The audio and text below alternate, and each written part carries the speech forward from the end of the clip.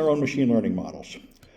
Now, you can use any Python environment. This is why Python is always the best language for beginners, because other people have done all the work. Everything is easy in Python because people have written libraries that do all the work, and you just have to use them. So I got a TensorFlow, a Colab environment here, just a free Google Python environment. I can make a new notebook.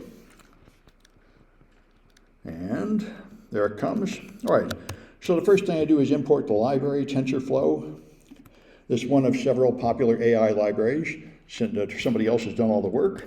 And then I'm going to make an AI. We're going to show it be intelligent. So this is what I used to do. All scientists do. First you measure something, like pressure as a function of temperature.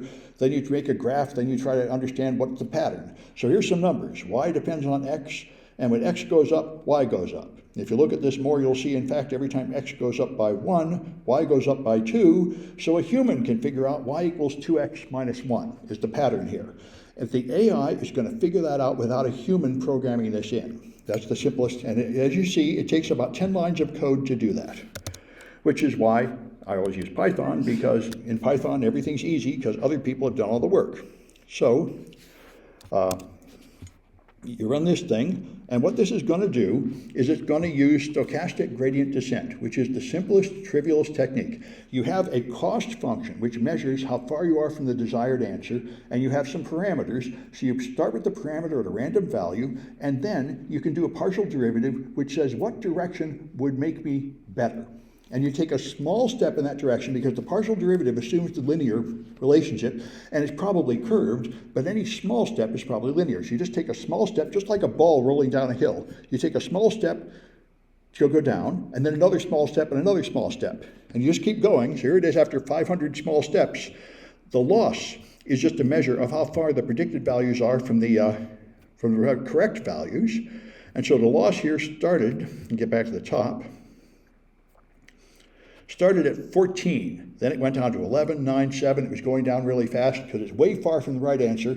Like all the predictions are way too high, so it quickly moved down. So it eventually gets the loss down to essentially 0, 10 to the minus 5. And okay, so it works pretty well. And just to test it, I predicted the answer for 10. And 2 times 10 minus 1 is 19, so it got 18.98. So it's within 1% of the right answer, so that's good. So here's what we have. This is a model with one neuron, and a neuron is linear. It just takes m times x plus c, and all we're doing is adjusting those 2 parameters to fit. And it was pretty good at finding them.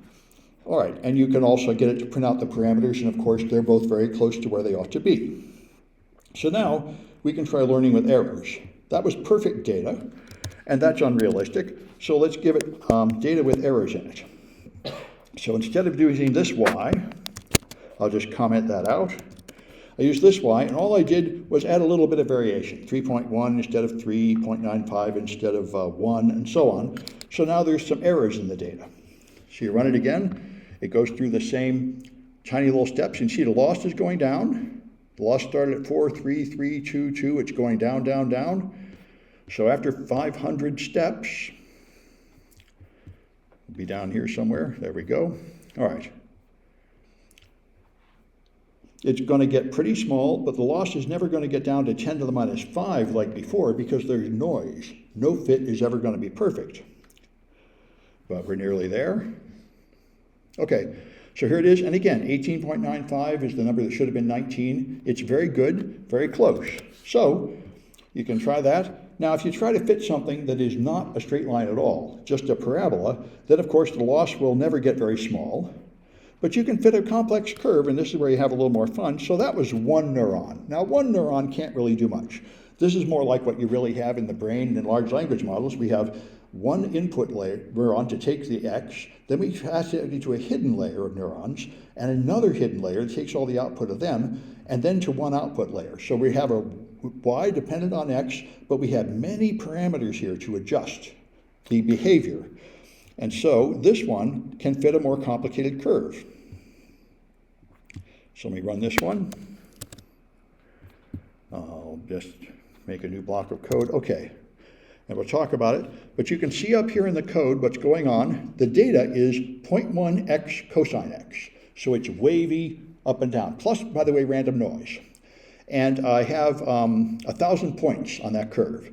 Here's the model: 1 neuron in the input layer, 64 neurons in the first hidden layer, another hidden layer of another 64 neurons, and then 1 neuron in the output layer. So there should be a model diagram at the start of this. Yeah, so here's what you got: 1 neuron coming in, 64 in the middle, another 64 in the middle, and 1 coming out. So here's the total number of parameters: 2 parameters for slope and intercept here, 64 slopes and intercepts here, now 64 squared. Each one of those 64 in the first layer connects to every one in the other layer.